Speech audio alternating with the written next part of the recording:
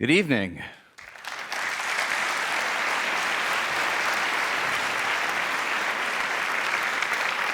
Welcome to day 2 of the World Science Festival, and also offer my congratulations to the 9 new Kavli Prize laureates that were announced just this morning from Oslo with the satellite feed to New York at the World Science Festival. And, I'm not intimately familiar with the work of those who won the prize in nanoscience or neuroscience, but I am deeply familiar with the work that won the prize in astrophysics. That work, as you may have read online already, was the discovery, which was initially announced in February, of the first direct detection of gravitational waves. An absolutely wondrous discovery. Einstein predicted it 100 years ago, and now we have finally confirmed that. And I'll have occasion to come back to that discovery for a brief description probably a little bit later on, but suffice it to say for now that this discovery really feeds into a pattern that we have been thrilled to watch unfold over the course of a few hundred years, where careful observation of the world, careful mathematical analysis of the world has shown us that science has this amazing capacity to give us deep insight into the nature of the world, the nature of reality, which is really just spectacular. There's nobody who would deny that, except maybe for the Republicans, but... No. But my point, stop that already. My point is that this amazing progress that's been made over the course of a few hundred years has then emboldened scientists to envision, perhaps, that all of the deep truths of the world are susceptible to a scientific explication. Some have gone out to say that, in fact, the only true knowledge about the world can be gleaned through scientific analysis. Some have gone further still and described that everything that we hold dear, everything that's important to us, everything that really makes us human is ultimately scientific at its core. In fact, there are some scientists who've gone out, and I have to say, typically, it has been physicists who've gone out, even in public, to make really scientific claims that this sort of hegemony of science, everything is ultimately describable by science. In fact, perhaps, one of the most egregious examples of that occurred just recently. Let me just show you a little clip of this. You and I are the expression of an equation. Yes. I would even say that without this holographic idea. Math describes how your particles move, how they behave, how they interact. You are a bag of particles governed by the laws of physics. That is a great pickup line. Brian Greene, thank you so much. Now, I should say, being on the Colbert Report is not exactly the place where you can have the most nuance come out in your perspective of how the world works. I hope this will be a forum where my actual views on this will become a little bit more clear. And I've got a couple of great friends who are going to join us in this conversation to explore those kinds of ideas and many that are related to them. So let me now bring them both onto the stage. So first, Leon Wieseltier is the Isaiah Berlin Senior Fellow in Culture and Policy at the Brookings Institution. He's the author, among other books, of the acclaimed Kaddish. He was the literary editor of The New Republic from 1983 to 2014, and is now contributing editor and critic at The Atlantic. Please welcome Leon Wieseltier.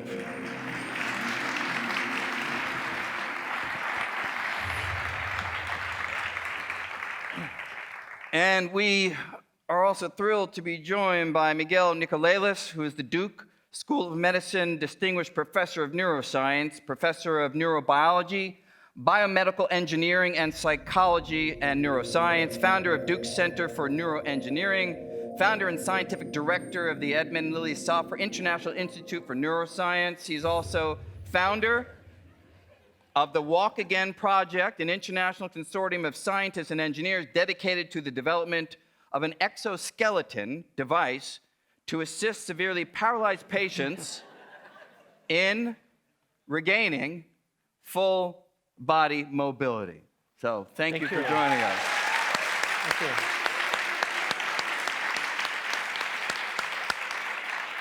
Some of the questions that we may discuss here tonight, just to rattle off a few. Are we nothing but the physical processes that make us up, as that ridiculous person said in that clip? Is consciousness nothing but the physical, chemical, and biological processes in the brain, or is there more to it? Is empirical knowledge at the core of everything that we should believe as being true? Are there human experiences that are simply unsuited for scientific explanation? Does the brain experience give us a misleading view of reality? What defines us and what defines the human difference? So these kinds of questions, which really span art, culture, religion, creativity, are all fair game for us tonight. And let me just throw it to Leon to get us going. Thank you, my friend. I am a militant, unreconstructed humanist who has many fewer hours in my day than you clearly do, I have to say. I confess I am a little bit ashamed at the level of my scientific knowledge, but nonetheless, some of the questions that I want to talk about, that we will talk about tonight, are not just scientific questions. They exceed the realms of science, or rather the boundaries of the realms of science is what we're going to be talking about. And what I thought I would do, just to start it off, just for a few minutes, is to just state a few beliefs that I have, and et cetera. So the first thing I want to say, the first one, is just as a general matter, that the question of the place of science in life is not a scientific question. It's a philosophical question. And no amount of scientific knowledge, no amount of math, no amount of data can tell us where to put in our lives the experiments and the math and the data. That is something that is not a scientific matter. And one gets into this interesting discussion about what the word philosophy would mean there, but et cetera. The second belief I have is that we live in many realms, that human existence is comprised of many realms, and that the differences between these realms are real. That is to say, the difference, and we can define what these realms are in various ways, but that they have their categories that are appropriate to each, their methods of inquiry that are appropriate to each, the pace at which they're experienced differ as well. And each of these realms may shed light on each other so that it can be illuminating to answer a political question with an observation about culture, or an economic question with an observation about politics. But none of these realms, no one of these realms deserves to dominate all the others, and none of the realms can be reduced to any one of them. And the attempt to reduce all the realms to one is a kind of intellectual imperialism and a colossal act of intellectual simplification. Now, most scientists that I've met are not remotely guilty of this imperialism. Practicing scientists, I must say that one of the lessons that science obviously doesn't just teach arrogance, it also teaches humility. And I've noticed that about my scientist friends and so on. But there are cases in which both the natural, certain of the natural sciences and certain of the social sciences have presumed to the driver's seat in our explanation of human life. In the social sciences, the most egregious imperialist, in my view, is economics. We now live in a society in which some of our most reputed authorities on the subject of happiness are economists, which does not, happiness, I must say, that I know this is archaic, happiness does not seem to me to be an economic subject. But again, I know that's very old-fashioned. We're living similarly in the era in which we're living, in which our culture certainly, but also our intellectual life, is increasingly overwhelmed by data, so that everything is being quantified. One of the imperialisms that we have to be vigilant about is the quantification of things that cannot be quantified. One of the questions that we have to ask as a culture is, what can a number capture and what can't a number capture? And a lot of the direction and the quality of our culture as it develops I think, will be owed to whether or not we learn to resist the lure of the easy clarity and the easy confidence that numbers can give people about things that cannot be mathematically measured. I remember once, and I used to work for a magazine called The New Republic, and once I was walking by where some young people who worked there, and I overheard one young person say to the other, I'll never forget this, he said, well, my friend ran into her yesterday, and she told him that she loves me, which is a really important data point. So I approached I didn't want to be obnoxious, and I said, I promise not to pry, and forgive me if you think I am. I just need to point out to you that the fact that she loves you is not a data point. And if you'd like to discuss this, Lenny came in and we discussed it, and et cetera, et cetera. I think you actually said, it's not a fucking data point, if I remember the story correctly. I got to say, Trump is everywhere. But also, there are other examples one can give. So, for example, consider the physical or the chemical analysis of a painting, right? It is possible, you take a painting by Chardin, a painting of cherries. It is possible for a chemist to cast all kinds of light on how those chromatic effects are accomplished with an analysis of pigments, a chemical analysis of pigments, and so on. But if the question that is being asked is, why is that painting beautiful? Then the chemical analysis of a painting is not going to be able to answer that question. Even though, as I say, there will be nothing false about the chemical analysis of the painting. Because at some level, all those pigments on Chardin's canvas are chemicals, et cetera, et cetera. But could you imagine, and sorry to jump in, all right. Yeah. But could you imagine at some point in the far future, and Miguel, you should weigh in, we will understand the brain with such exquisite precision and accuracy that the correlation between the feeling of beauty, the choice of colors that are being made by an aesthetic judgment, we understand the physical processes so well that correlate with all of those things that, yes, we'll never say that they are the act of choice. They are the reason why Rembrandt chose blue or red, but we can say it is just a physical process that we understand completely well, and if we could look into the painter's head, we would actually know that they are choosing red at that moment, and that's the physical correlate of that choice. I think, well, I mean, sure. Go ahead. As a neuroscientist, if I can get in. Well, I mean. First of all, I'd like to thank for the invitation. This is wonderful. Is a wonderful opportunity to debate these things, and I think we're very similar in our approaches because even though I grew up as a scientist recording brainstorms, recording electrical brainstorms, and trying to look into thousands of neurons and find exactly what you're talking about, the answer, the prediction of a behavior that is about to happen. So far, you can do for some things. You can do, for instance, for motor acts. That's the reason we can link these days brains to machines and can use just electrical activity from human or animal brains to control directly the movements of a robotic device. Yet, when we go to exact the questions that you are raising, I start wondering myself as a neuroscientist, not that I'm disputing your point that the laws of physics, the brain has to obey the laws of physics, but to some degree, certain attributes that came with the degree of complexity that evolution endowed us may not be simply predicted by the same mechanisms that we use to apply to understand the universe that is up there. Because the universe that is between our ears, I dare to say in front of a famous theoretical physicist, is much more complex. It's much more complex in many domains. I'm the simpleton here And, tonight. yes.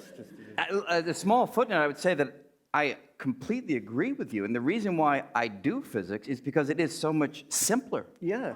And I mean that quite seriously. We have been able in quantum mechanics to Yeah. understand the behaviors of systems with a few particles. And we can Exactly. do that really well, and that's exciting. But you give me something with all of the connections and particles inside the head, and there's no physicist alive who can do anything with that. And I'll just provoke you by saying that all this beautiful, and I'm a big fan of quantum mechanics and physics in general, although I'm, of course, just an amateur. But the beauty of it is all that you guys have done came from this, came from the biology that evolution produced. So I like to say, Emil, like that what is out here is the human universe, because it's an epic told by the human brain. It's a reconstruction, the best we can. Science is that, in my opinion, like Niels Bohr used to say. It's the best attempt we have to describe what is out there. It's the best shot that we have at reconstructing this, and it's actually coming, all these concepts, electrons, quarks, fields, is all coming from the biology of our brains.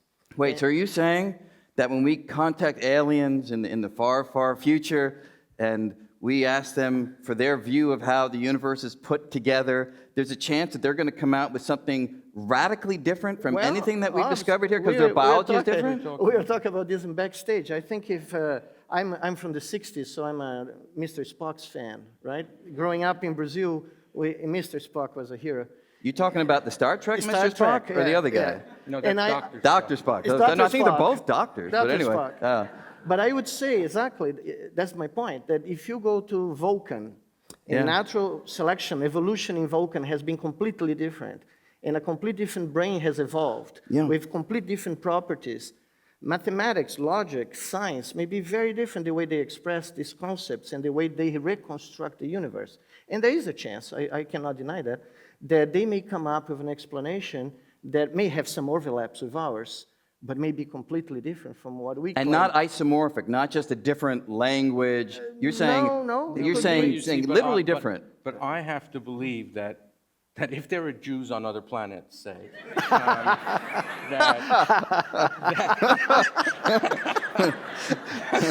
That was a good one. that no matter how different their brains will be, and I hope they're very different, that even if they come from different biological origins, that each in their own way, by their own path, can hit upon whatever is actually true about the universe, and that we do not need to condemn ourselves to the idea that the different to a kind of biological cosmic relativism, whereby every brain will have its own truth. I thought you were going to say they have a guilt complex that comes from your mother or something. No. But, I said Jews on other planets. But other if planets. in that planet of yours, besides Jews, there are Brazilians, Yes? they'll come and say, I doubt it.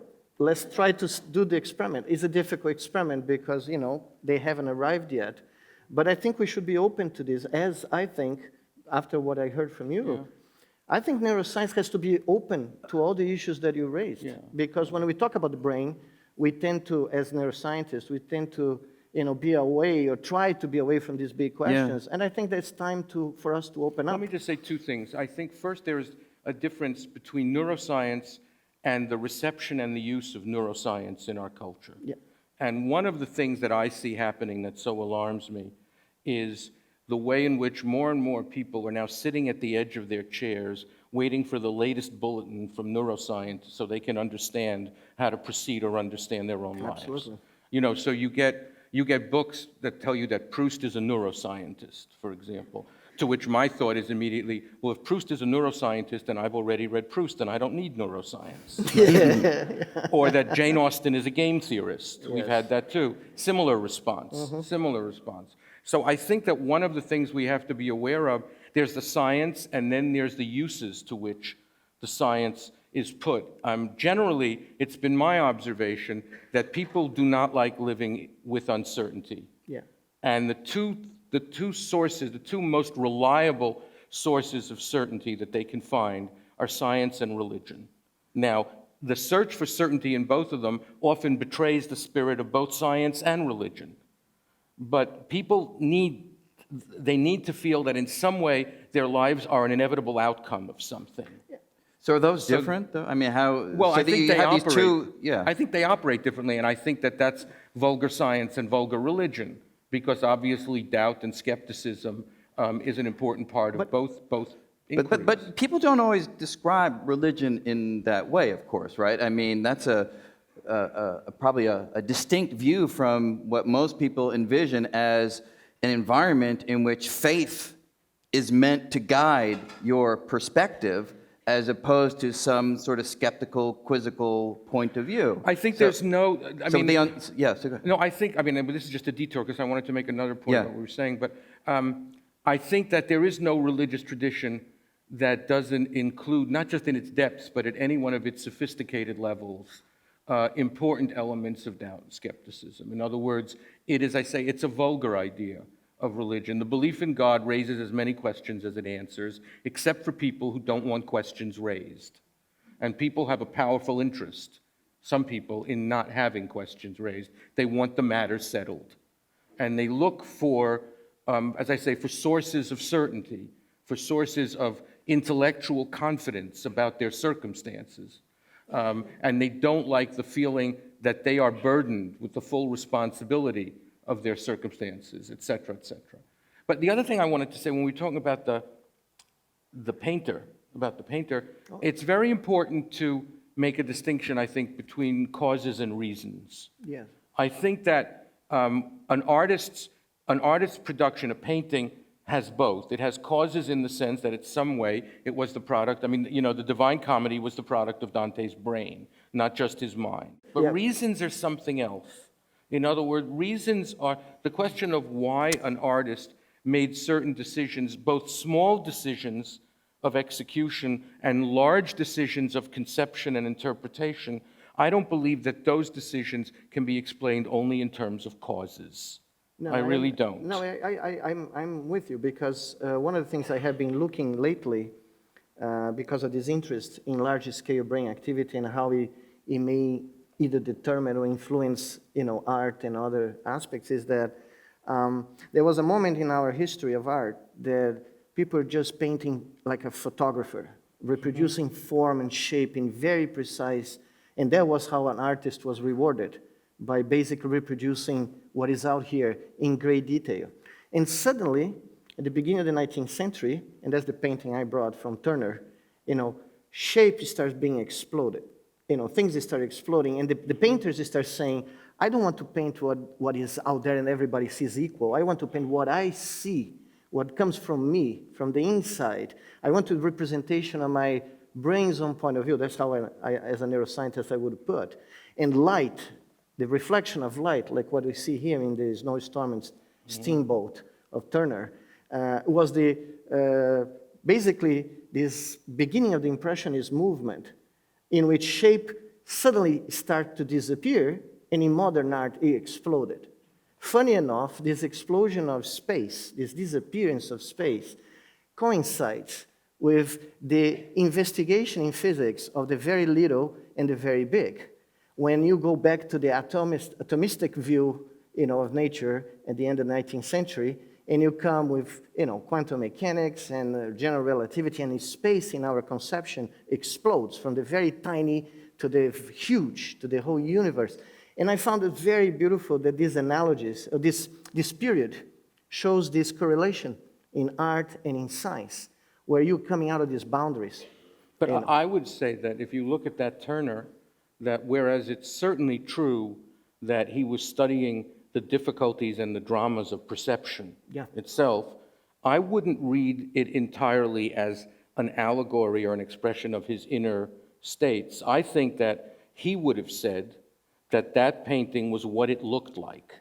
Yes. I don't think he would have said just that it was what it looked like to me, even though he would have been the first to acknowledge the subjectivity, the partiality of his perspective. No, absolutely. But I really believe, and the same with the Impressionists, the same with all, they were making a claim about the difficulty of capturing perception, the extent to which perception is involved in our understanding of objectivity. But I don't think any of them we're saying this is just an expression of my brain. No, but what I was trying to say is that in my conception of the brain right now, after 30 years in this and going from different models of the view, what we actually see as a result is this collision of what is out here and is being impinged on the brain and what is the brain's own point of view, what is the brain is expecting as reality.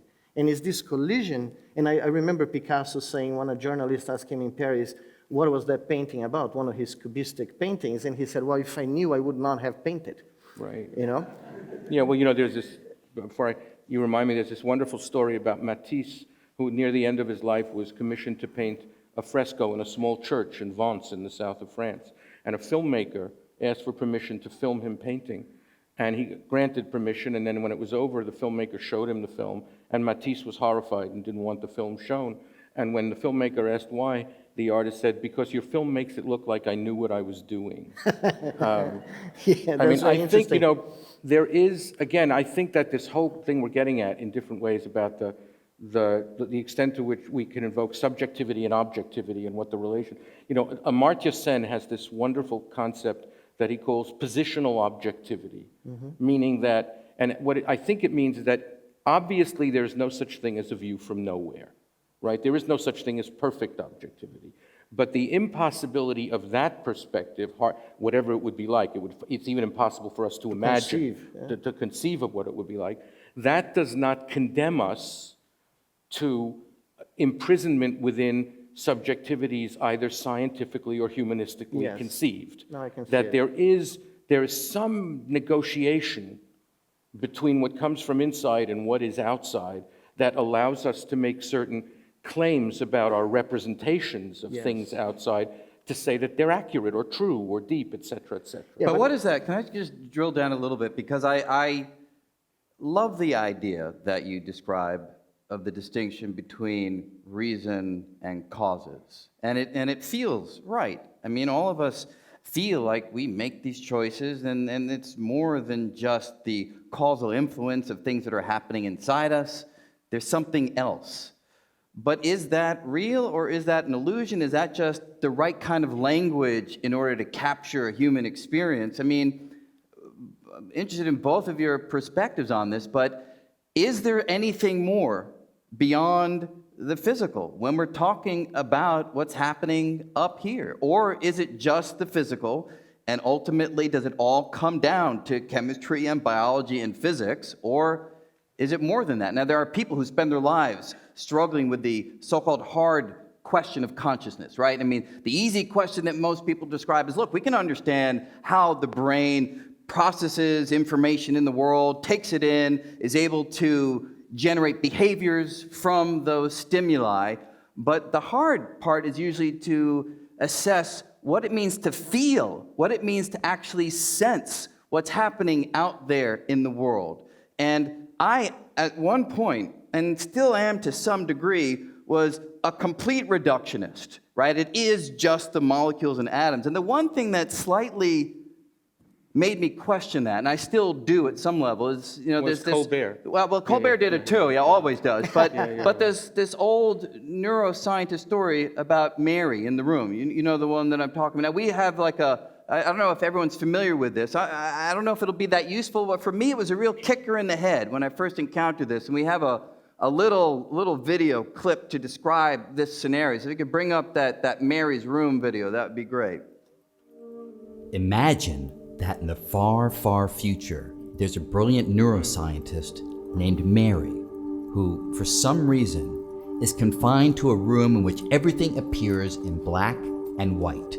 There is no color of any sort whatsoever.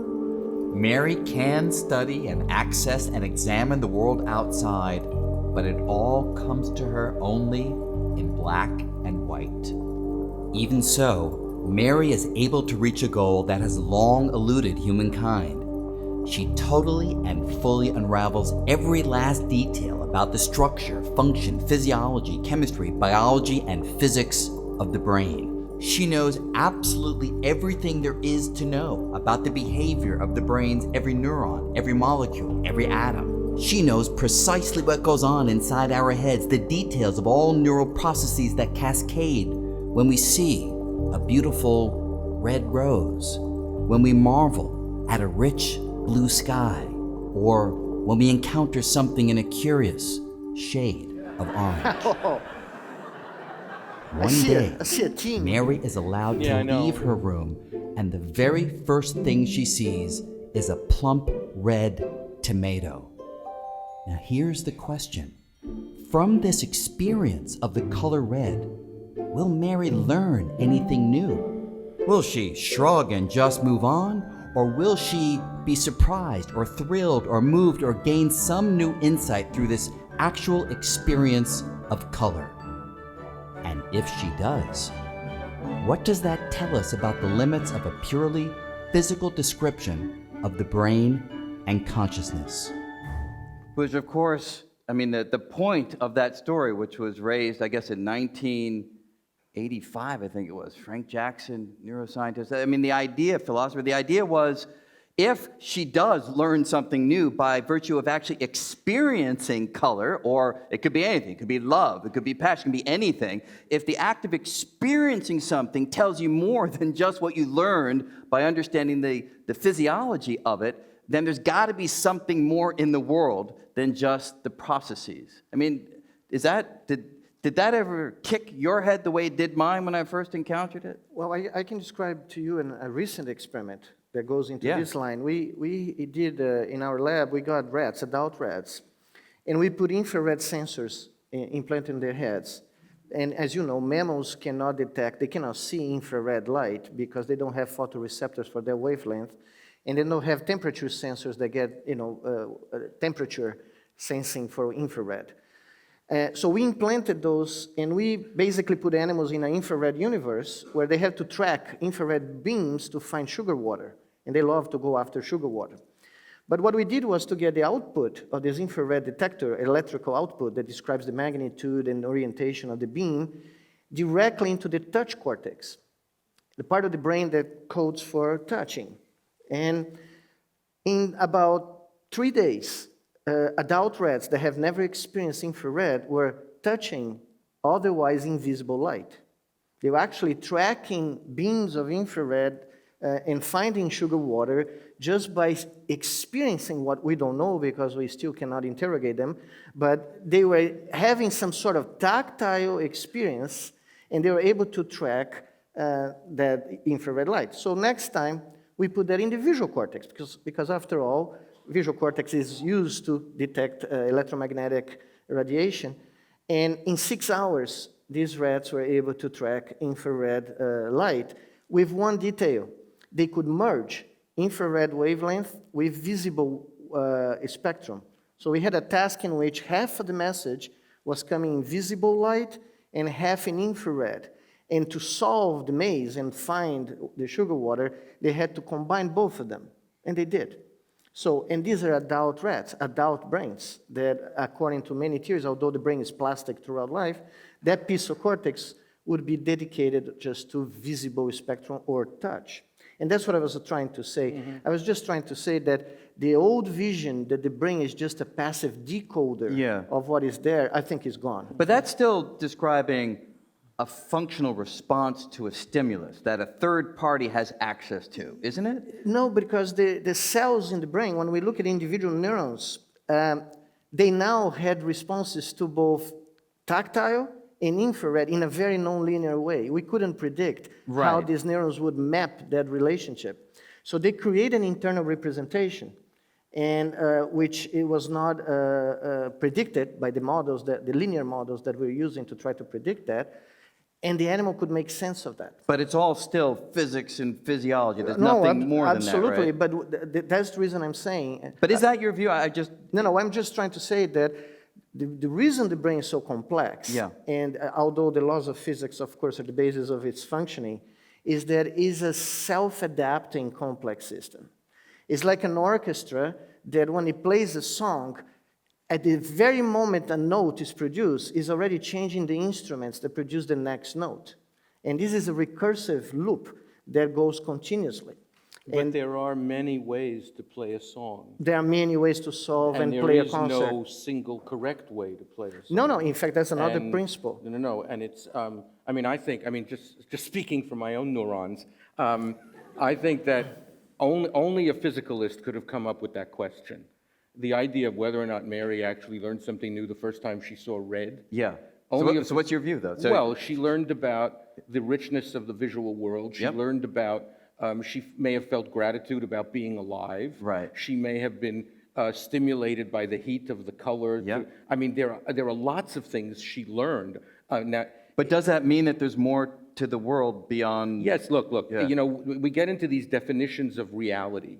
And if physicalists want to describe all these non-physical humanistic things that the rest of us live for as illusions, then what I would say is fine, but illusions are real too. Everything is real. Even unreality is real. But couldn't it actually be? Wait, Yeah, no, go ahead, I'm sorry. but Yep. Brian, what Yeah. I wanted to say was, no. I think that, how should I put it? Biology can be responsible in some way for my loving a woman, but biology cannot be responsible for my loving my wife.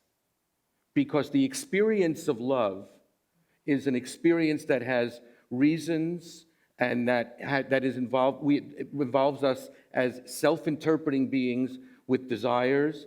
And so all the biology in the world cannot account for my bond with a particular woman. All the biology in the world. And the question that really interests me, if the question that we ask is, what is the meaning of human life? Which is a perfectly good question. Yeah. Or what is the human difference, let's say? Yes. I believe that even if 99.9% of our lives as animals, as creatures, Yes. can be explained in scientific or physicalist terms, that 0.1% is what we mean by the human difference. Right. And I want to believe that.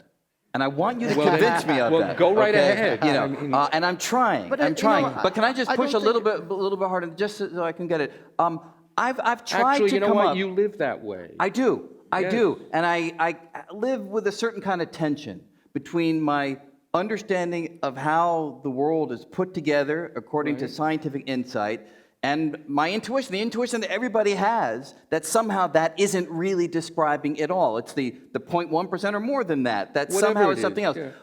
But here's the way that I've tried to make sense of it. And the reason I'm bringing this up is because it seems to resonate with a description you gave a little while ago of the distinct realms that can somehow inform each other, even though they can't be reduced to one another. Because one of the deepest lessons in physics is that we can understand the universe scale by scale by scale. And what I mean by that is, look, you know, if Isaac Newton had to understand molecules and atoms and quarks and neutrinos in order to be able to write down his laws of motion, he would never have made any progress. Thankfully, he was able to look out into the world and see ordinary macroscopic objects, rocks and the moon, and he was able to limit his attention to that ordinary scale, write down equations that were able to describe those processes, and it worked in that environment, in that domain.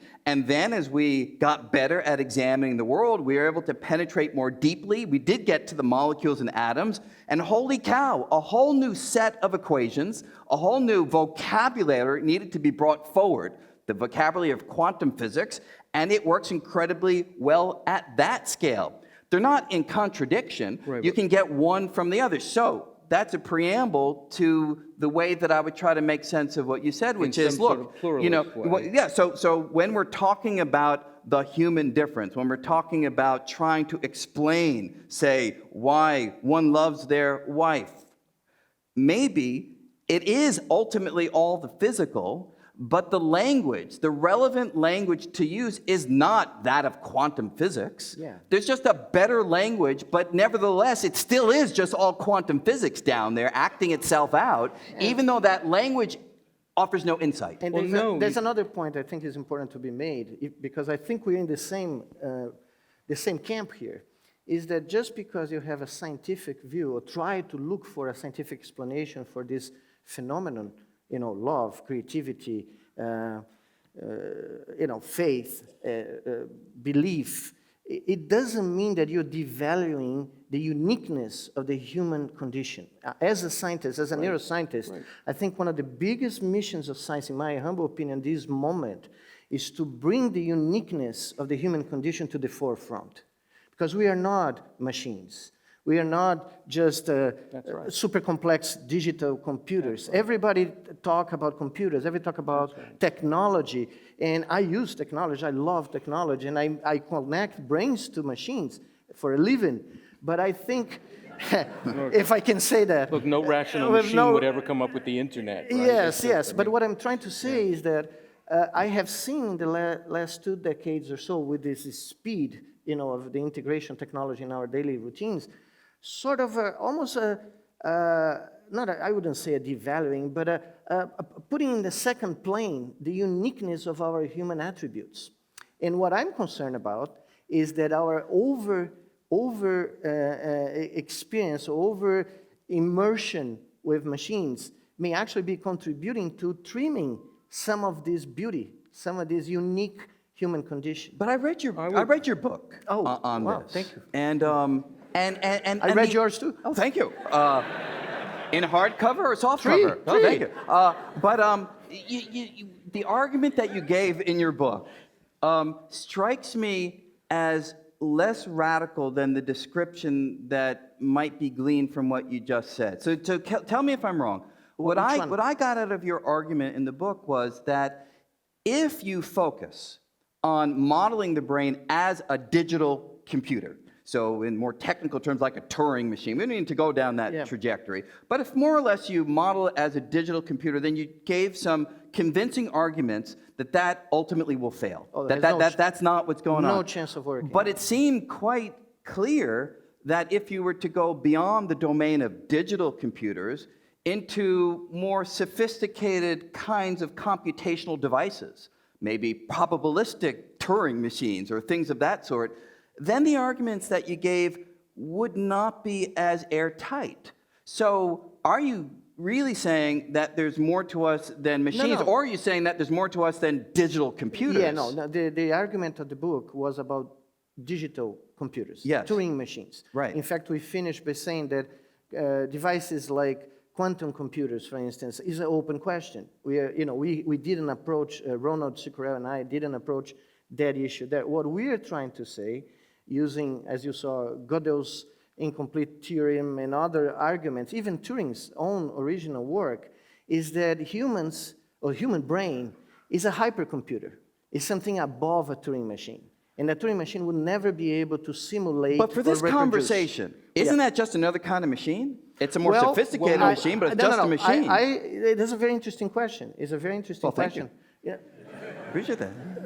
No, I didn't mean to make No, I didn't mean to either. Sorry, just the crowd gets me worked up a little bit. But no, I think our rationale is that organic systems, like a brain, particularly the human brain, or the primate brain, human brain, they obey the laws of physics, but they get into a realm of complexity, a level of complexity where you have so many variables interacting, resonating with one another, in that you basically create a level of complexity where a new type of information may be produced. We're debating that, in fact, not just digital information.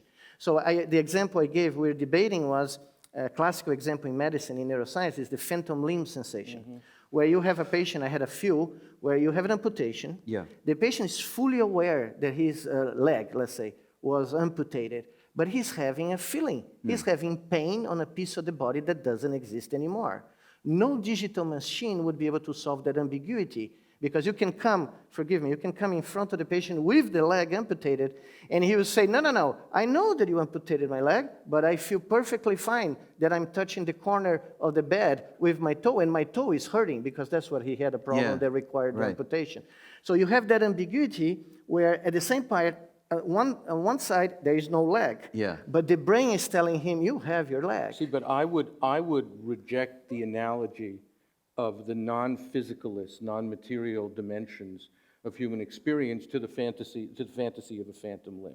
No, In I'm other just words, using an example. but that seems to me precisely the problem. I mean, from where I sit, the burden of proof for me, falls not on people who wish to prove that we're not a machine, but on people who wish to prove that we are. To me, it's perfectly obvious, as a matter of lived experience, that a purely mechanistic account will not be able to properly describe or explain some of the central experiences of human life. Right. And so I want you to really convince me of that, so when I go home tonight, I'm no longer troubled by the tension between my understanding that you and I, sort of in that clip, are ultimately composed of ingredients that are governed by laws. We're complex ingredients and complex interactions. But what goes beyond that? But the question you what is have it that to takes ask us beyond yourself, that? my friend, is why you want to believe the otherwise. I don't.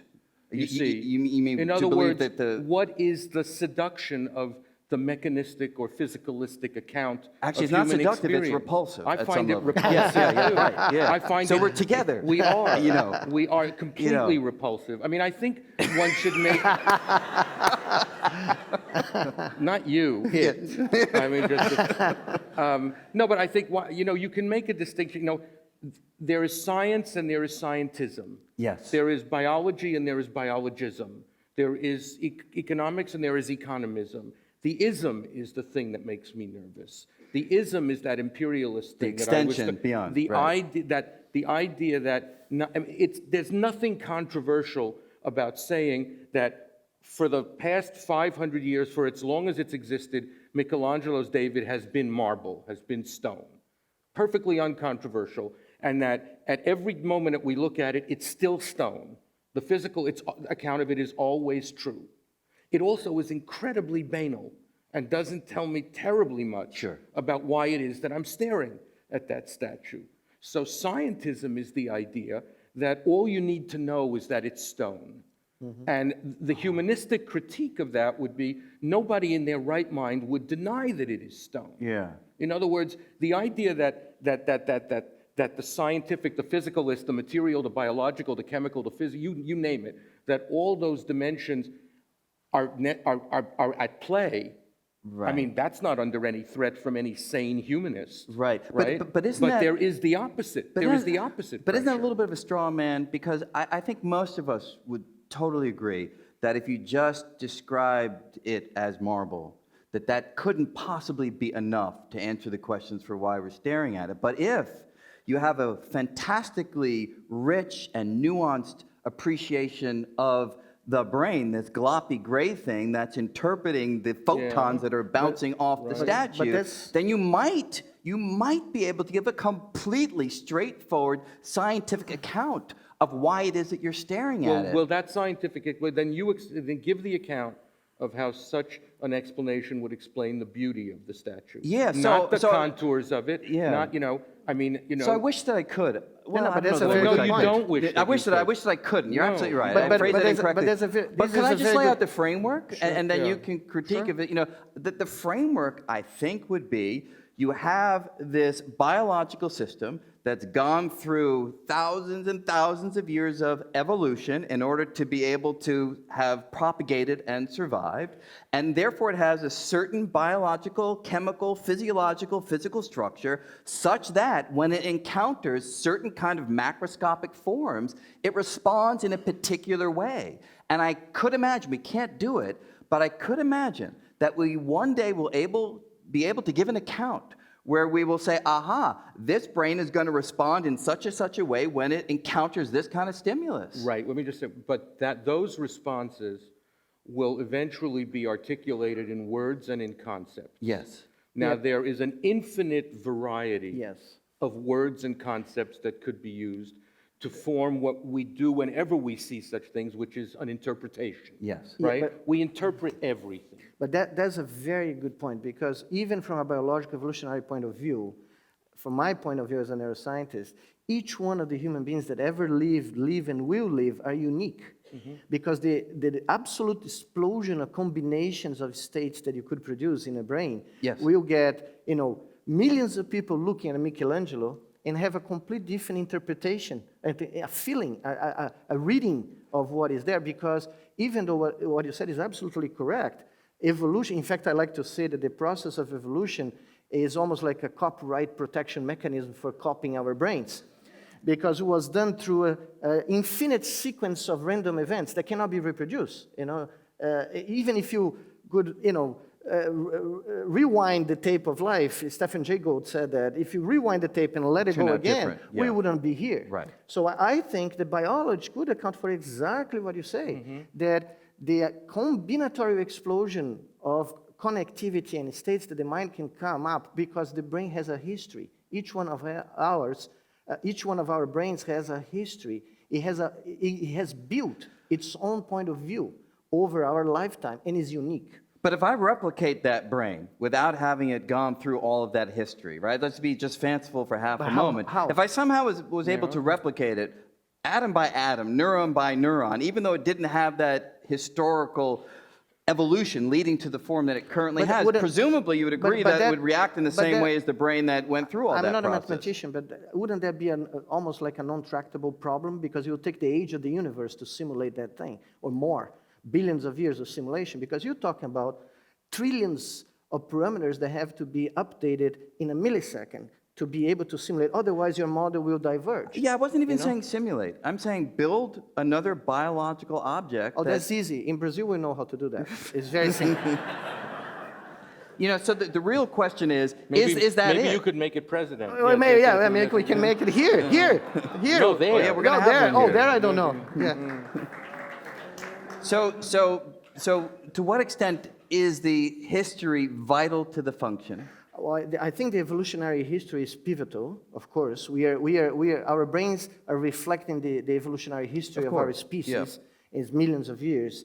But we also have the ontogeny of this brain and the unique life of an individual. The brain, in my opinion, is building its own internal point of view as we grow up. And that's the reason humans have so long of a time of postnatal development and why we play so much. We are playing scenarios, we are practicing scenarios, and we are building an account of what is out here. And in my conception of the brain, every time I'm about to look to something, I'm actually seeing before I look, because my brain has a hypothesis. It has an expectation of what I'm about to see. And it's this collision, of what is here with this expectation. That's a kind of scientist Kantianism of some kind, meaning that there is no such thing as naked sense experience. We actually bring organizing concepts first. In other words, we don't look there and see 7 brown lines as raw sense data and then combine them into a chair. We see a chair. Yeah. And then we begin to break it down into what the sensory data are that allowed us to see But it. I think that's exactly why when you say beauty, when I say beauty or happiness, when I say something is beautiful, it's very difficult to define, because my internal definition of beautiful carries my entire lifetime story, my evolutionary story, and the salt and pepper of my previous experiences, which are very different from yours and very different from his. Can I raise a related question, which is the degree to which, the title of the program is to unweave a rainbow, right? So it comes from a Keats poem, this notion that science somehow pulls things apart and destroys the beauty and the wonder of it all. And, Richard Feynman had a perspective, great physicist, had a perspective on this. Just want to get your sense of it. Can you show the Richard Feynman flower clip? I have a friend who's an artist, and he's sometimes taken a view which I don't agree with very well. You hold up a flower and say, look how beautiful it is. And he says, you see, as I as an artist can see how beautiful this is, but you as a scientist, take this all apart and it becomes a dull thing. And I think that he's kind of nutty. First of all, although I may not be quite as refined aesthetically as he is, then I can appreciate the beauty of the flower. At the same time, I see much more about the flower than he sees. I mean, it's not just beauty at this dimension, there's also beauty at a smaller dimension. I could imagine the cells in there. Also the processes, the complicated actions inside, which also have a beauty. The fact that the colors and the flower evolved in order to attract insects to pollinate it is interesting. It means that insects can see the color. It adds a question. Why is it aesthetic? All kinds of interesting questions which the science only adds to the excitement, the mystery, and the awe of a flower. It only adds. I don't understand how it subtracts. It's brilliant. Thoughts? Well, look, Obviously, well, in the first place, there's no question that science itself and its discoveries have been one of the greatest revealers of beauty that man has ever experienced or devised. And that's why there are many scientific results having to do both with science in the small, in the cell, and then in the galaxy, before which one feels not just a feeling of being present before beauty, but even before the sublime, Yes. which is another form of aesthetic experience. What I would say about Feynman is that the whole thing begs the question, which is to say that the point is not that scientists, the good news is that science is powerless to destroy beauty even if it thinks it can. That's the good news. So all these physicalists running around thinking they're murdering to dissect, they're wrong. They're dissecting, but they're not murdering except for themselves. And a pity on them. But Feynman begs the question in the sense that when he says you can experience the beauty not just at the flower, but also at the cellular level, Yeah. I would say, all right, but there still remains the question of what that experience of beauty is. Yes. At any level. Yes. At any level. So, and the idea that the experience of beauty can be explained scientifically at any level of scientific revelation seems imperialistic to me. Got it, Seems incorrect to me. So the awe that his instruction is, don't think that it's just at the level of the flower. We scientists can see it too. And I say, yeah, but then I say to him, well, what exactly do you think you're experiencing? And if science could give a real, it can't yet, but if it really could give an never answer. will, Well, just go with me for half a moment. If it could give an answer to that, what impact would that have on your perspective? Let's just say, would it matter to you? Would you say, oh, goodness gracious, I can no longer think about the world as I once did? Or would your view just sort of sit on top of it? In terms of my own experience, it wouldn't matter one whit. What would matter to me is that I don't want my fellow citizens to believe that they are nothing but manipulable physical beings who lack. I don't want their horizon of the possible horizon of their experience. I don't want their sense of what their spiritual attainments can be to be shrunk by the idea that it's all just matter. But does it have to be shrunk by Well, it? generally it's had that effect, I have Yes. to tell But you. it doesn't need to. No, it doesn't need It to at doesn't all, need to. not at all. I think the two views can find a Not common at all. ground because Not at all. I think the definitions of beauty that we saw with Feynman's description is in the eye of the beholder, right? What I think, my criticism of the reductionist view as a scientist Yes. is that, yes, there is beauty and there's always an adventure in the intellectual journey of breaking things apart and trying to explain, because physics was so successful. Physics was so successful. Everybody thought, okay, the recipe for success in other disciplines is just to get that model and try to apply it to biology and other things. And the problem is pretty much what you're saying. We break it apart, we try to find the fundamental elements, and in biology it's very difficult because when you say life, it's not like when you say matter. Yes. When you say matter, you say it's made of molecules, it's made of atoms, it's made of nucleus and quarks and strings. But when you say life, for a biologist, it's not very easy to come with this infinite reductionist view of what it is. So our problem is that the science of complexity in biology is at its infancy. We really can't, we have very few ideas and tools to put things together once we break them apart.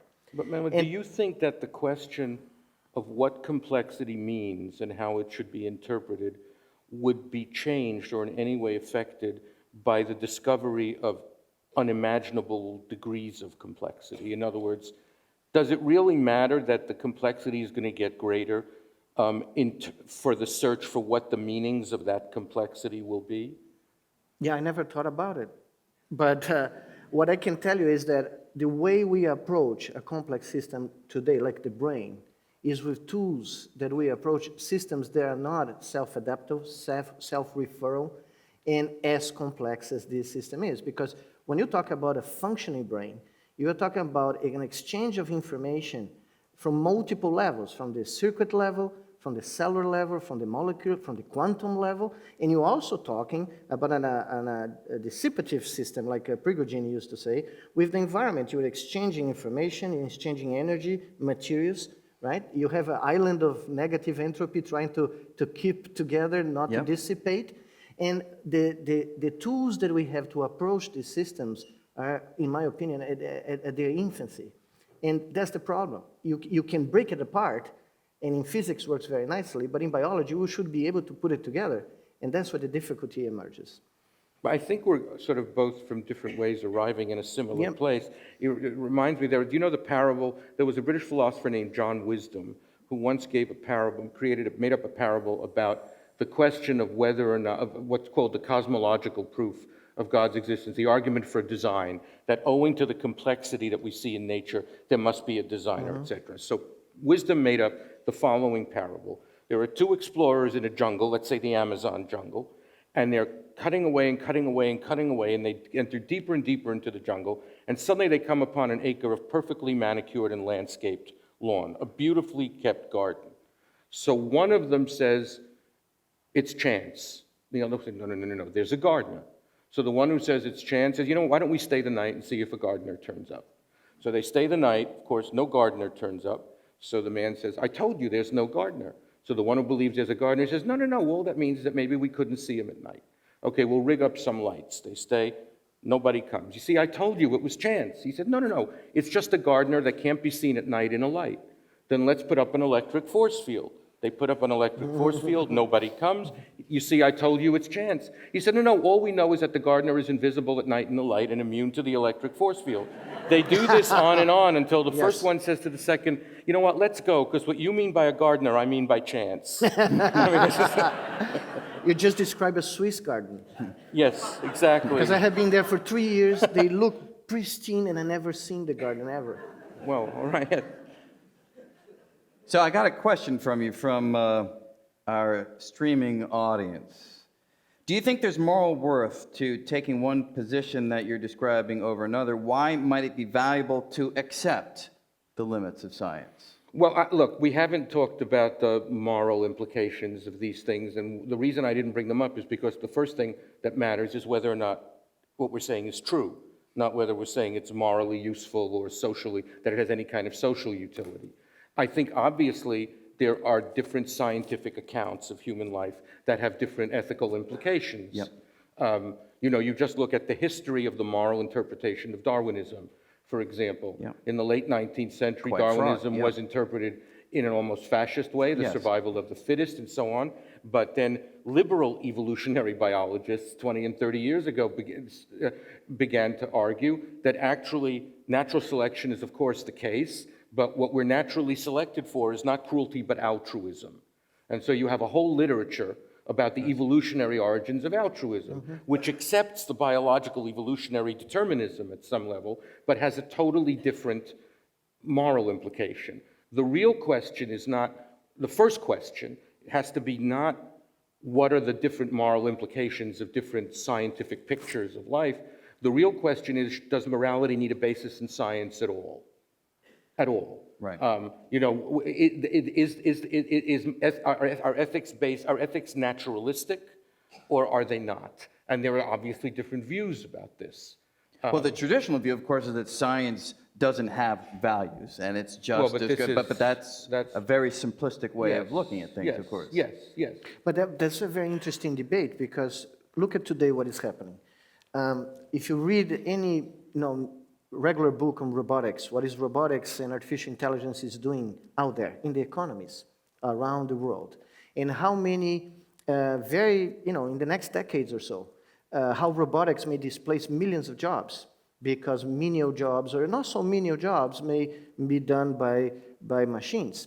So when I read this literature and I read descriptions that try to compare us to machines, to digital computers, there I see a devaluation of the human condition, because I start to think, okay, we are building these robots to make burgers, to clean floors, to do this thing, but we are not stopping to think what it would mean to have 60% unemployment around the world. These are questions that we need to bring as scientists. You know, as I said, I love technology, and I find it that it can be for the betterment of mankind, many things that we're developing today. But some of these issues have to be brought to society because society has to wait on them. They have to think about what it means to replace all these jobs, you know, in 20 years. There's also the question more generally of whether a purely physicalist or materialistic account of human life is compatible with some conception of the dignity of the person. It's a very, very important consideration. You know, and the argument can be made that in fact it isn't. That it isn't. In other words, I mean, I'm one of those dinosaurs who still uses the word soul. Yeah. But I know, but if you call it the soul, the self, Yeah. whatever, you know, we're some sort of psychosomatic unity, but we're compound creatures in some way. I'm speaking coarsely here. Yeah. But if one has this conception, one does have to worry about whether or not the reduction of the individual to any single dimension, of the person to any single dimension, is compatible with dignity. Now, I have to say, the reduction, it may be also, and I think it's true, that not only is the reduction of the person to the body maybe not compatible with dignity, but the reduction of the person to the soul also leads to extremes of cruelty and so on. I think all that's true, but I guess my view also is, and I think perhaps one of the beauties of the human mind, which is why all the arguments about girdle and incompleteness I think is nonsense when it comes to the mind, we can even rejoice in holding contradictory ideas inside our heads. Yes. And I'm fine with having contradictory ideas inside of this thing, even though a digital computer would crash if this sort of thing happened. I full well agree with much of what you're saying on the one hand, but on the other hand, I say, look, maybe you're just devaluing the scientific perspective. You know, No, but I don't necessarily find that describing myself in terms of molecules and atoms and quantum processes taking place devalues me. In fact, it enriches me in much the same way that Feynman was describing.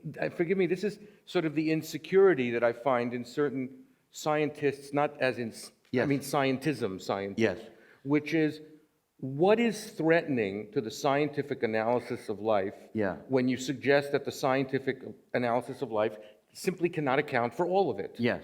I don't know anyone in their right mind Yeah. who believes that the scientific analysis of life in any of its versions is false, right? I mean, nobody is arguing that we are not animals or that we are not made X% of water. Yeah. So what I don't understand is the need of certain scientific temperaments to have it all. Right. I honestly don't understand No, it. I totally. Let me just give one view of it. One view of it simply is we're trying to find the truth, and the truth could well be that all we are is the physical, and the physical, through the wondrous laws of physics, is able to manifest in all these wondrous ways where we can appreciate beauty and we can love and we can be passionate. And it doesn't devalue it in order to understand that underneath it's just the physical, and it's the urge to know what's true, as opposed to a feeling of being threatened. Let me just dissent for a moment. I don't feel threatened as a scientist by what you said at all. I actually feel that it's a challenge. It's a very good challenge to see if science can penetrate in realms that it hasn't, and whether it can be accepted, whether people on a reasonable conversation like we're having, could come to a conclusion that the science has a saying in some of these subjects or not. I don't feel threatened about the possibility there are limits, but I should just make a postscript saying that I think we are not seeking the truth. I don't believe in the truth. I believe in the best approximation of the truth that our brains can create. Because See, physicists are just more ambitious. I know. I have a different word for that. More diluted. Or more diluted, I was about to say. Yeah, No, but what I think is important that when we, as you said, when we go out and say, what is the business of science? That we be humble. And we have that humility that you said the ignorance brings, or knowledge also. Knowledge too, Because the more we know, as you know very well, the more we discover about this big universe of ours, the more we know that we know very little. There's so much more to know. And when we talk about the human brain, boy, believe me, we know nothing. We know a little tiny bit. And we go out and, as you said, sometimes say things that we shouldn't say that we know how this behavior is created, Yeah. how this option is made, and how we should behave to be, proper human beings. And that's chauvinism. There's a scientific chauvinism that I, as a scientist, I cannot accept either. However, I do accept that we as scientists should try to approach these big questions and come up with the best shot we have. But the thing I would say is that there are the first thing that has to be recognized is that there are different kinds of questions. Yes. And that all the questions are not scientific questions and all the questions are not philosophical questions. There are different kinds of questions. Yes. And I think that we have to recognize that. And sometimes when you recognize it, so for example, take, I don't know, a moment of courage. Take, a soldier who throws himself on a hand grenade and dies to save the lives of his comrades. Science of any kind, brain science, I assume, could explain the how of that act of selflessness. Mm-hmm. How, what was responding to what was firing, what wasn't firing. I mean, I don't know. It's quite Neither obvious. do we. Oh, well, good. I Okay. feel much more comfortable Yeah. about that. Good. Except I have less excuse for my ignorance than you do. But the question of why those men did what they did is a different kind of question. And why were they each of them prepared to be crucified to protect Spartacus, who, by the way, was Kirk Douglas? Yes. Yes. Kirk Douglas Yes. was Spartacus. And when I ask the question why, Yeah. when I look for reasons, Yeah. right, I have to say science doesn't help me very much. But it may. Why? I think How? it may. Well, it may. There are many reasons why groups of animals may behave in a certain way for evolutionary benefit, for benefit of the king, for benefit of the offspring. There are many But theories. isn't it the case? I'm just saying that I don't. Right. I have the answer. No, but I'm isn't not it the saying case, that correct me if I'm wrong, but isn't it the case about in evolutionary biology that the conclusion to which one comes to, that the important factor are the variations, that what one Yes. winds up is remarking upon most. It's not that genes determine a similar course, but in fact there's a wide variation. Absolutely. Okay, so then the But question... social behavior is a very fundamental component of our species. Throughout the evolution of our species. Right, but what I'm saying is that in cases where, well, what I'm saying is first that the variations are not the answer, they're the question for me. In other words, I remember 30 years ago, some evolutionary scientists published a book trying to prove that men are basically biologically hardwired for rape. There was such a book, and then, and I read the book, which was very painful, and as I read it, I thought to myself, well, even if this is true, the fact is that most men do not rape, right? So how are we to explain the fact that a genetic instruction is being defied? Now, clearly one has to conclude that we have the power at some level, you can define power any way you want, to act against what some people would describe as a biological directive. But certain behaviors, for instance, the heroism or altruism that you saw there, can influence brains, can synchronize brains to behave as a group. And this mechanism we are trying to unveil. We're studying. There are studies trying to look at that. Well, right, but I'll give you the other example. But I would describe that. I mean, you're absolutely right. Yeah. But I would describe that as the phenomenon of moral influence and moral inspiration. Yeah. What I would say is that after the first man got up, the first man who wasn't Spartacus got up Yes. and said he was Spartacus, he gave courage to the second man. Yes. Now, if you describe it that way, you're in the realm of self-interpreting beings who have reasons for what they do, who have feelings that move them to now. And I don't understand how that can be accurately described except in those terms, even if all their genetic information was operating as it was, et cetera, et cetera. Right, but it could be that the way I would rephrase that, and I don't mean to put words in your mouth, so this may not be an accurate rephrasing, it may be that the language that you're using and the description that you're using is so on point for describing the human experience that we see in that clip. But that doesn't negate the fact that underneath it there is a distinct language that uses different words and different terminology that nevertheless is also a completely and fully accurate description of what happened there. Let me just take one out of the realm of emotions. You know, if we see a baseball flying from home plate to the outfield, right? We could describe it using the language of quantum physics. We would have 10 to the 23 pieces of data all describing. I'm never going to a ball game. That's right. And I agree with you. It'd be totally useless, which is my point. You'd look at that and you'd say, that's impenetrable. I don't know what that's referring to. And then someone comes along, oh, that's a baseball, you know, flying to the outfield. You say, well, why didn't you say that? And the point is that language is so much more economical, so much sharper in the description of what's going on.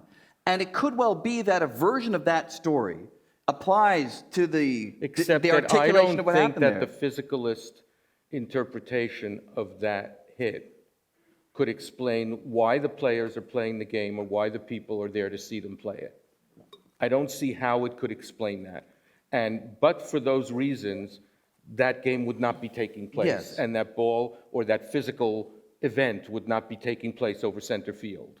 So, in other words, I don't deny, obviously it'd be insane to deny that the physicalist accounts are not also true. Yes. In the sense, but that they describe what it is that they can describe. Right. But I firmly believe that even the truest of the physicalist explanations does hit a limit if we wish to understand the entirety of the experience that we're talking about. And I think I can agree with that because I do also agree that it hits a limit in the sense of the word that came after limit, which for you is understanding. And I do agree at the level of understanding, it is useless to give a certain kind of description. However, it may also be the case that there is nothing else in the 19th required century, for the actual description. In the 19th century, some of the ideas that I'm rehearsing were developed by German philosophers who basically developed a distinction between explanation and understanding. And these were German philosophers who made a distinction between Naturwissenschaften and Geisteswissenschaften, and basically between natural sciences and the human sciences. Or science there is not the right word, Wissenschaft is sort of knowledge. And that's exactly what the idea was, that there is explanation and there is understanding. Yes. And the two are not the same, and the methods of explanation cannot do the work of understanding, and the methods of understanding also cannot do the work of explanation. Yeah, I think I'd agree with that. And in physics, we'd call that the renormalization group. I mean, there's an actual technical version of that, where scale by scale, if we want understanding, we should use certain language and certain degrees of freedom, but in terms of explanation, it all rests on the fundamental... But you also have in physics phenomena that you cannot compute, right? Phenomena that you cannot write an equation for and solve that equation. There are many functions, many natural phenomena that you simply cannot formalize. Just because you're saying it's too complicated. You cannot create an equation that you can solve, But I would directly. also add one. I just wanted to make a point that what you were talking about, to my point of view, is a moving border. It's a border that we don't know where it is very clearly. And it changes over time. And it's changing with different knowledge gathering, with different experiences. But I think the key, from my view, the key point of this dialogue is that they are not mutually exclusive. Right. I mean, that border can exist, and we can recognize the existence of the border at this moment because of our lack of knowledge. And 1,000 years from now, the border may be so different that this conversation would have a different quality to it because of all that we knew at that point. And who knows? But can I just jump, because we're running a little bit out of time. There's one subject. I just want to say one thing quickly about, what did you call it, the renormalization group? Yeah, Sounds sorry. Sounds like a out. bunch of consultants, I have to tell you. But I mean, what I want to say is this, that don't get paid like consultants, the pluralism of languages that seems to accept, the model of explanation and understanding, I think that's wonderful, but what matters is the spirit also in which physicalists or scientists accept that. In other words, sometimes I hear that acceptance and there's a kind of scientific condescension to the language of understanding. That's just what poor humanistic creatures tell themselves because they don't know string theory or something like that. Right? And I think that we have to agree, that if we're going to accept this doubleness of description, then each of the realms is as valuable as the other. I would agree with that. I just want to ask you one thing, because it came up a little bit, and I know that when we actually first discussed doing this program, like at a Christmas party, I think is when we began to talk about it, you said you didn't want it to be sort of a focus-like debate on religion, which is totally fine. But can we turn to religion for the last few minutes, if that's okay? Yeah, we only need a few minutes. Yeah, it's just all right. religion. It's very. So here's my question. Based on what I've read in some of your writings, and based on what you actually said earlier, your view is that religion should not, sacred text should not be literally interpreted. When we encounter those texts, what we do is we interpret. So is there a difference between that description of sacred text and how you'd say, talk about Shakespeare? Is there any difference? I think that religion, in my view, religion is a natural friend of science in the following way. The difference between the ancient and medieval conception of religion and the modern conception of religion is that in the old conception, which I hold, religion was essentially, first and foremost, a series of propositions about the universe that are either true or false. Right. There is a God, there isn't a God. The world was created, matter is eternal. There is providence, there is chance. But these were cosmological propositions, and religious thinkers relied upon science in the way that some contemporary scientists arrive at religious conclusions, sometimes from their own scientific research, relied upon science to arrive at the truth. And their idea was that whatever is scientifically the case, in other words, whatever we know to be true, yes. So that the medieval philosophers, they held the Ptolemaic cosmology, right? They were wrong. But the centrality of the Ptolemaic cosmology for them was simply saying that whatever we believe to be scientifically true about the world must also be found in religious texts, because if you are a believer who believes that the texts tell the truth, and if reason and experimental research tells you that this is the truth about the universe, and the verse says that the world was created in 7 days, but geology tells us that it's so many, et cetera, we're going to have to reinterpret the scripture, yes. Because the scripture cannot lie. But what's special about those words? I'll tell you, there's a moment, it's one of the most dramatic moments in all of religious literature, in Maimonides, where Maimonides, who was a devout Aristotelian and a devout Jew, and he had the problem, facing the question of whether or not the world was created, he had the problem that Aristotle believed that the world was eternal, that matter is eternal. While in Genesis it said that in the beginning God... Yes. So Maimonides went to the painstaking trouble of logically and rationally reviewing all of Aristotle's arguments for the eternity of matter, and to his satisfaction, which is saying something because he was a very powerful mind, he came to conclude that Aristotle had never definitively proved it.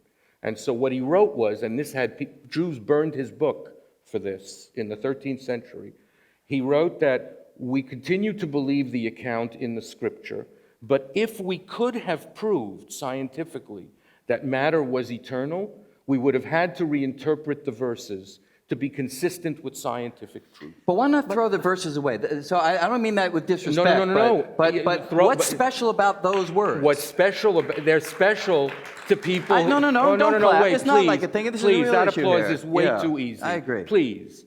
I mean, no, what's special... those verses are special to people who believe they are special. Yes. If you believe that the Bible is the revealed word of God, and you seek to be an intellectually honest individual, you have a rough life ahead of you, right?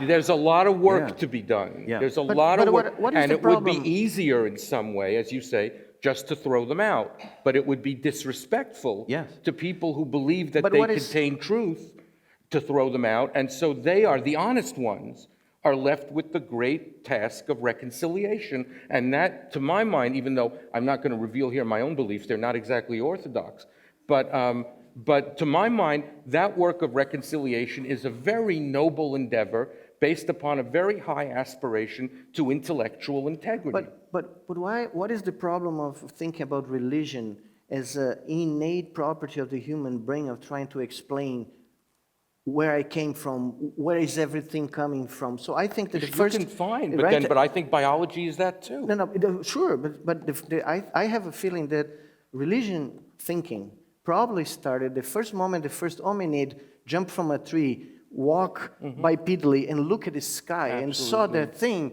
and said, boy, where did that come from? I need to explain this. This is something that is part of our brain, this obsession, this craving for trying to understand, our origins, the origins of the universe, our origins of our kin, origins of our, thinking. And so I'm not a religious person, but what I kind of think is that religion can be seen as this craving for an explanation.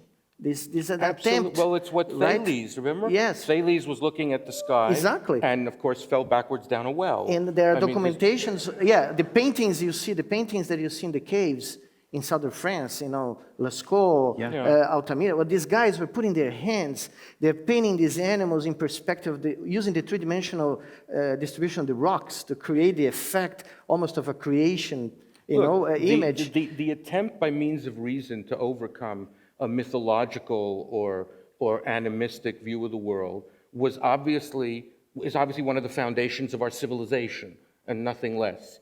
My point is simply that not all religious people are idiots. Yes. There's a certain kind of condescension. Now, many of them are.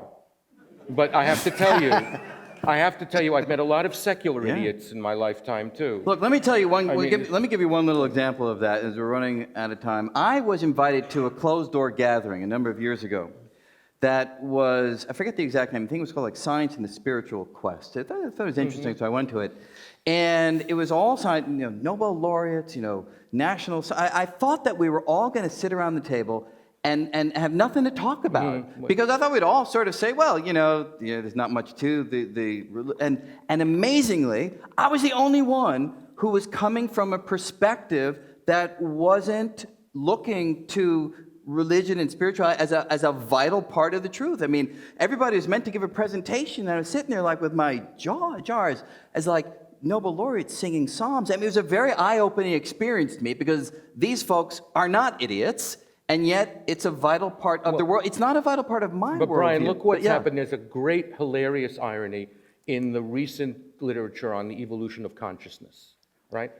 Many of the people who mock, many religious people will sometimes, when their minds can't take them any further and they don't want to lose their faith, will talk about mysteries, right? It's mysterious. And people have mocked them for it, and that's sort of legitimate, because mysteries, the invocation of mysteries does not explain anything. That's like saying that something causes cancer because it's carcinogenic, right? That doesn't explain anything, just right? a different name. But now you have these die-hard physicalists who are running into real trouble explaining the emergence of consciousness. Real trouble. I mean, real trouble. Yes. There's no question about it. And some of them now call themselves the new Mysterians, because what they say, these atheists, is that we can't explain how consciousness evolved from matter, but that doesn't refute our worldview because it's a mystery. Right. To which I think, brothers and sisters, you have so forfeited your right to that word, right? I mean, their secular mystery is fine. But so has religion with the word miracle. No question. Because science is making miracles. When we see these of a very gravitational particular waves, sort, yes. When we see the detection of the gravitational waves come from the resounding waves of the Big Bang, and we can detect them 100-some years after a guy, with nothing, paper and pencil. Yeah, not the Big Bang, but rotating black holes. Yes, absolutely. Rotating black holes. Yep. For me, that sounds like the closest of a miracle. One that we can fully understand, which Einstein himself predicted, and which we can have supercomputers yield the result for. So it's a very specific use of the term. A miracle from the human brain point of view. But there are two ways to use the word miracle. One is in a cognitive, rational way. Yeah. Do you mean that it is actually a disruption of natural law in some way? No. What I mean or when we say something is a miracle, that's simply an expression of our feeling of awe. Yes. We don't have it's like telling a woman that you love her forever. You won't be here forever. But you love her so much at this very moment that forever is the only word you can use to describe No, what it. I wanted to say, what I'm trying to describe is when Einstein said the greatest mystery of the universe is that can be understood. Actually, for me, there is almost a conflict of interest there, because the beauty is that we can think, we can create a theory, and we can go there create an instrument, collect this data, and verify that theory using the same matter that generated that theory. And that's what I call a miracle. So I just want to jump off of that miracle and that awe. You know, one of the things that often people describe are transcendent experiences that really somehow stand outside of some kind of You're conventional smirking a little. scientist. Well, you know, again, I'm saying I've got smirking a two little. views on all of this, but it's been a fascinating conversation. But I do want us to end with some kind of experience of awe, and we have the great honor of having two wonderful musicians who are going to take us out tonight, Joanna Cacho-Rofka and Pablo Lavandera. If you guys can come on out, we're just going to end it with an absolutely beautiful piece of music that will give us that experience.